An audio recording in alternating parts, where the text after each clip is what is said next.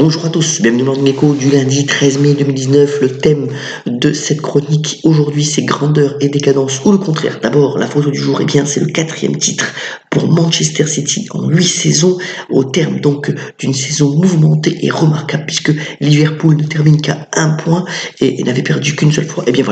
C'est toujours donc le jeu proposé par Guardiola qui donc a la main mise sur le championnat anglais.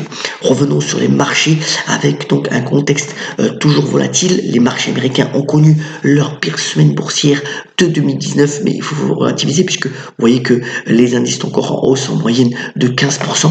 Dans un contexte où l'ami Donald Trump est allé de ses tweets assez incroyables. D'abord, c'est acquis, donc il est bien sûr candidat à sa réélection en 2020. Et puis, il a dit donc à l'ami Xi Jinping, le président chinois, c'est par ici, il va falloir négocier parce que sinon, ça sera de plus en plus difficile. En tout cas, les nouvelles taxes rentrent donc conformément à ce qui avait été dit en jeu dès ce début de semaine.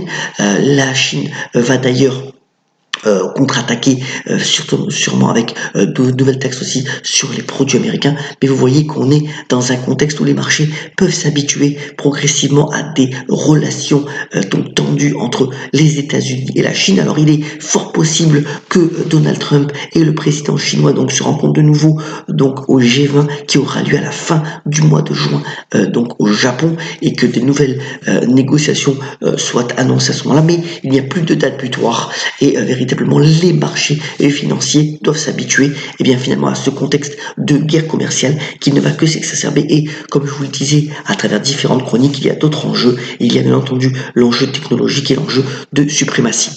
Alors, un autre point aussi que je voulais signaler, c'est qu'on a eu les chiffres finalement de l'inflation vendredi aux États-Unis. Ils sont restés très stables et il y a une interview assez remarquable de l'ancien président de la Banque centrale américaine, donc Alan Greenspan, qui est allé donc de ses petites remarques en disant que bien entendu, toutes ces statistiques américaines sont biaisées par le fait que depuis 20 ans, on est rentré dans un monde technologique assez considérable, et que donc les statistiques se basant sur d'anciennes composantes au niveau de l'inflation, ne reflètent pas la juste mesure de la hausse des prix éventuels, et donc les décisions de politique monétaire qui vont avec sont aussi biaisées. Nous sommes dans un contexte où finalement tout est un peu fou et biaisé, mais cela convient à la majorité et on verra comment cela évolue.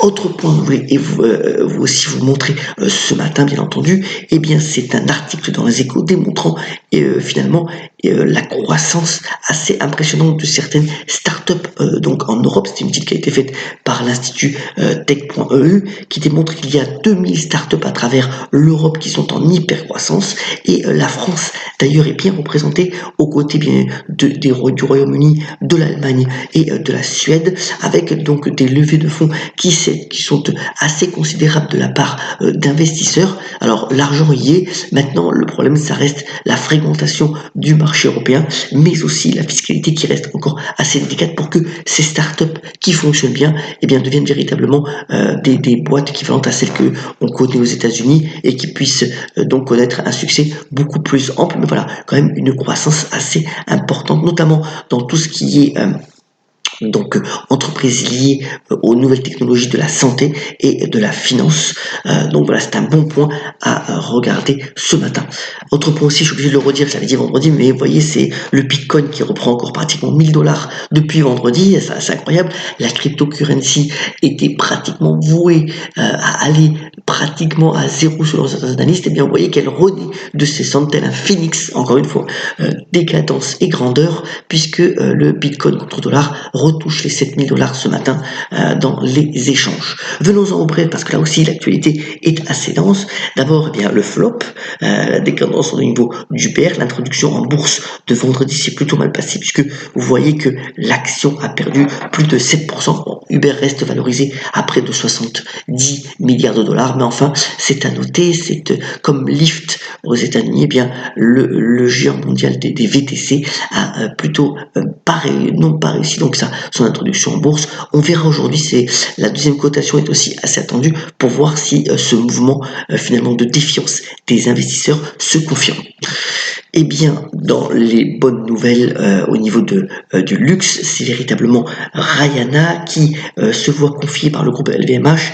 Eh bien, outre Fendi Beauty, qui est la marque de cosmétiques qu'elle défend, eh bien Fendi dans la mode. Alors, faut dire que Fendi Beauty a eu un succès assez considérable puisque avec peu d'investissement et en moins de 2 ans, mais avec le canal de distribution bien entendu de Sephora qui appartient à LVMH, eh bien Fendi Beauty a fait 500 millions d'euros de chiffre d'affaires et maintenant donc la chanteuse à marque blanche pour pouvoir faire donc des accessoires, des chaussures et des vêtements sous cette marque-là Fendi, et donc au sein du groupe LVMH, encore une nouvelle qui porte la croissance du numéro 1 du luxe dans le monde.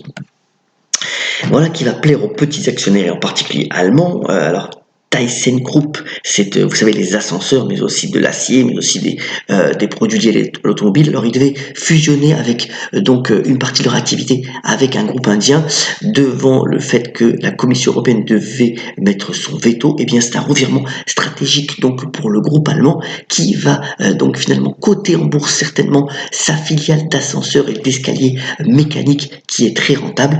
Et vous voyez que les investisseurs ont plutôt donc apprécié puisque l'action qui était assez plus bas historique depuis des années a repris d'un coup d'un seul 28%. Quand je vous disais décadence et compteur, on y est vraiment dedans et donc on verra si cette hausse du cours est pérenne. Enfin pour le moment ça a plutôt plu donc aux petits actionnaires.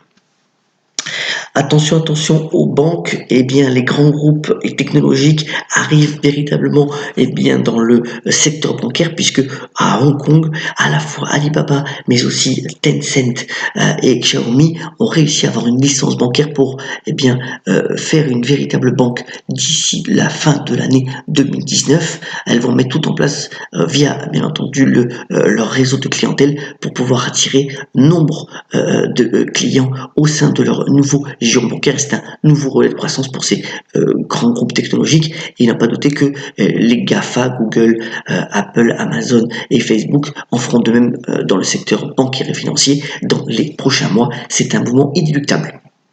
Alors parlons de ce livre qui est sorti récemment.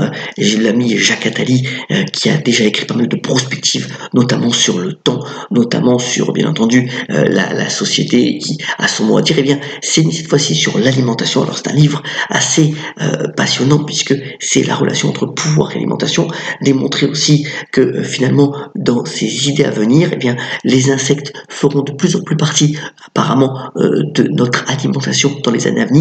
Dire aussi que d'ici quelques années, 20 ou 30 ans, un tiers de la population mondiale sera végétarienne, soit par nécessité, soit par choix. Et aussi que malheureusement, une d'autres tendances, c'est que nous mangeons de plus en plus vite. Et ça, c'est pas forcément excellent pour notre santé. Donc, ralentissons peut-être le rythme de nos repas et c'est meilleur pour notre santé. Donc voilà, ce livre, c'est intéressant, 380 pages sur l'alimentation, vous voyez qu'il y a sa histoire et c'est un livre véritablement passionnant par Jacques Attali. Terminons ce Morning Echo en vous souhaitant une excellente semaine par la citation du jour. Elle nous vient d'Alphonse Daudet qui a notamment déclaré: la meilleure façon d'imposer une idée aux autres, c'est de croire qu'elle vient d'eux. Passez une bonne journée, soyons solidaires et on la pêche, et à demain sur le Morning Echo.